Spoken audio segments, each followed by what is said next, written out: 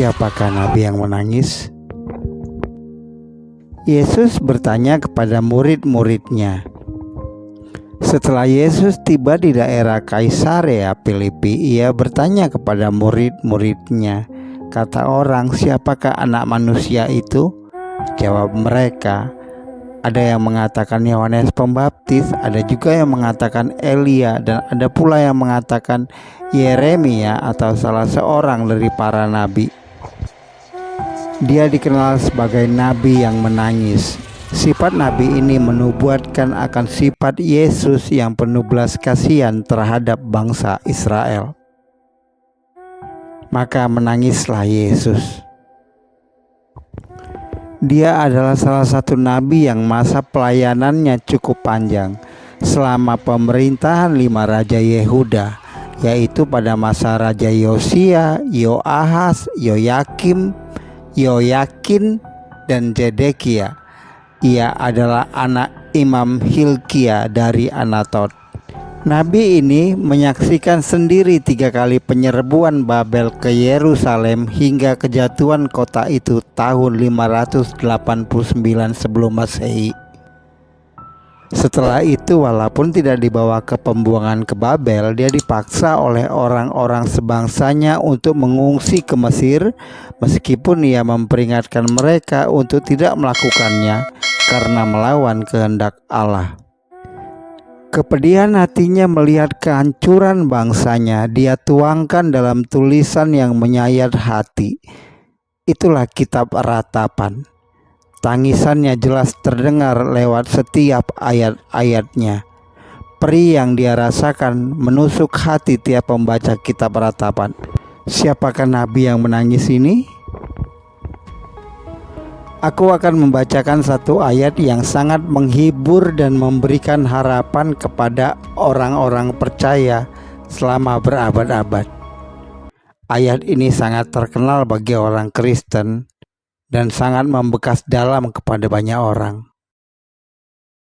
Ayat ini lahir dan dituliskan dari suatu peristiwa tragis akan bangsa Israel. Sebab aku ini mengetahui rancangan-rancangan apa yang ada padaku mengenai kamu, demikianlah firman Tuhan, yaitu rancangan damai sejahtera dan bukan rancangan kecelakaan, untuk memberikan kepadamu hari depan yang penuh harapan.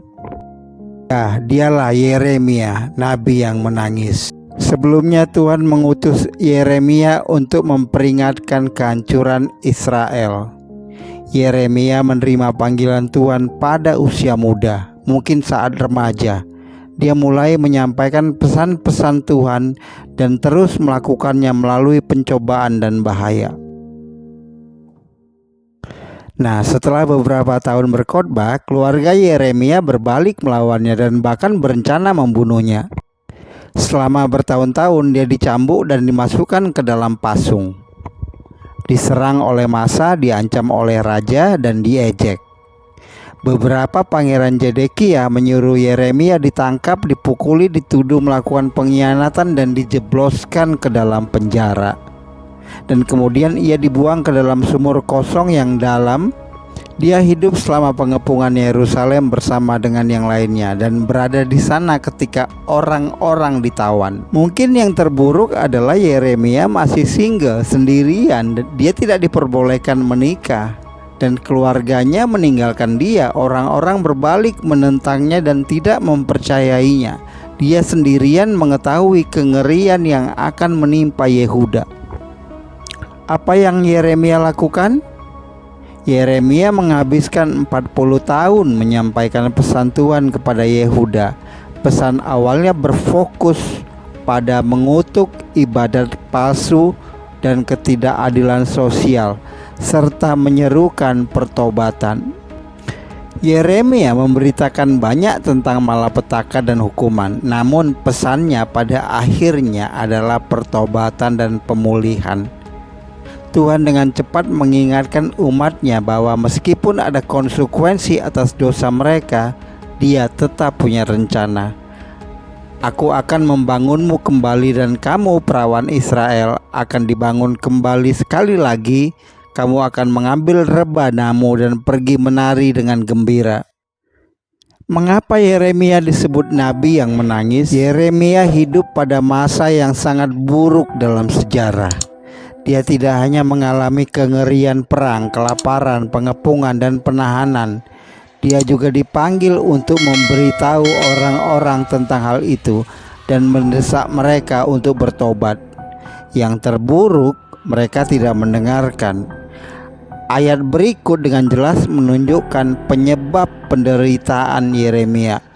Ayat yang memperlihatkan kemarahan Tuhan yang begitu besar terhadap bangsa Israel.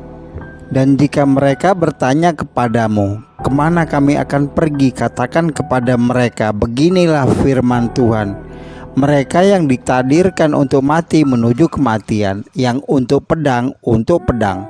Mereka yang kelaparan, kelaparan, yang untuk ditawan, untuk ditawan. Aku akan mengirimkan 4 jenis penghancur untuk melawan mereka. Demikianlah firman Tuhan. Pedang untuk membunuh dan anjing untuk menyeret, serta burung dan binatang liar untuk melahap dan membinasakan. Siapa yang akan mengasihani kamu Yerusalem? Kamu telah menolak aku, demikianlah firman Tuhan.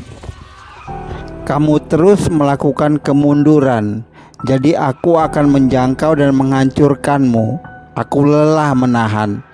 Aku akan mendatangkan luka dan kehancuran atas umatku, karena mereka tidak mengubah cara hidup mereka. Janda-janda mereka akan kubuat lebih banyak daripada pasir di laut. Aku akan membunuh orang-orang yang selamat di hadapan musuh-musuh mereka. Demikianlah firman Tuhan.